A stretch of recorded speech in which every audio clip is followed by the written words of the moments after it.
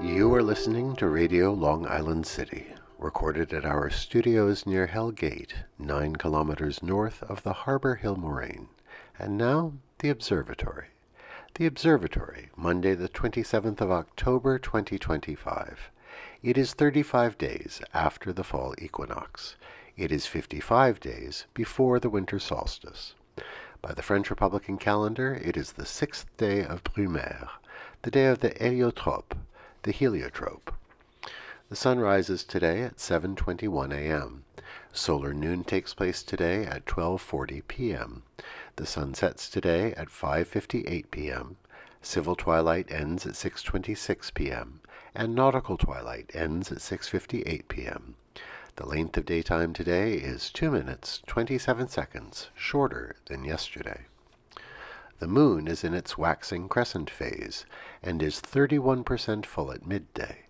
The first quarter will arrive on Wednesday, the 29th of October. These are the predicted tides today for Horns Hook. In the wee hours, high tide, 2:38 a.m., 1 meter 25. In the morning, low tide, 8:33 a.m., 34 centimeters. In the afternoon, high tide, 2:51 p.m., 1 meter 43. In the evening, low tide, 9:12 p.m., 12 centimeters. This is the Monday Reservoir Report for New York City. The Delaware Watershed, Cannonsville, 45% full. Papacton, 66%. Neversink, 68%. Rondout, 92%. The Catskill Watershed, Schoharie, 31%. Ashokan, 69%.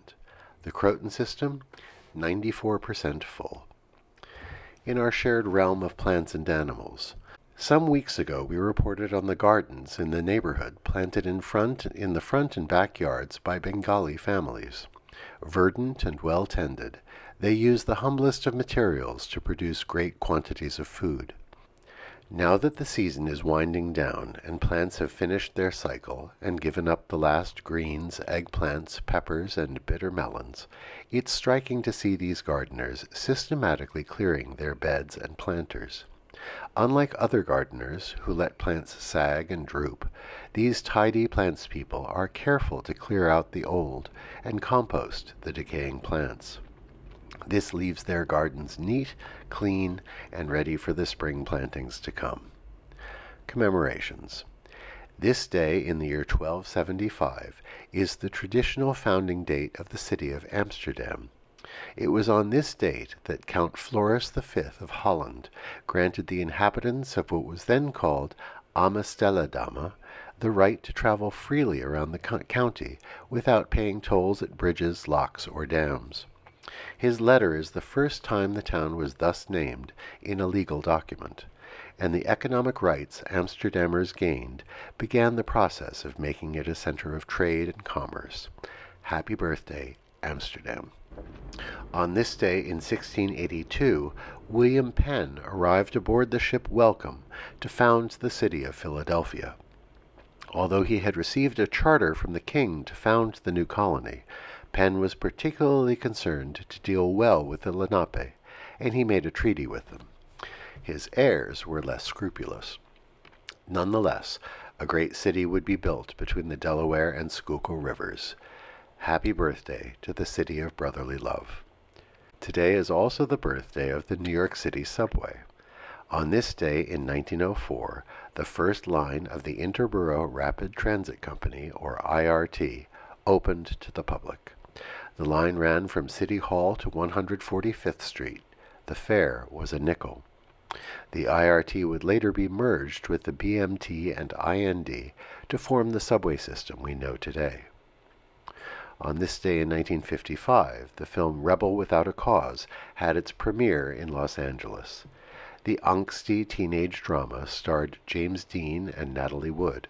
Its release came just weeks after Dean had died in a car accident when the custom Porsche he was driving was involved in a head-on collision.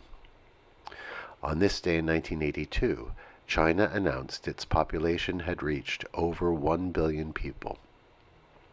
Today we wish a happy birthday to John Cleese, born on this day in 1939. The English actor first came into the public eye as a member of Monty Python's Flying Circus, and has remained one of the great comic actors of his generation. Happy birthday, John Cleese. Finally, today is World Day for Audiovisual Heritage. Sponsored by UNESCO, it highlights the importance of preserving audio and video recordings. Through the 20th century, more and more important cultural works were recorded on film or audio tapes. Some of these media are very delicate and require special care. Consider the importance of our audiovisual heritage today.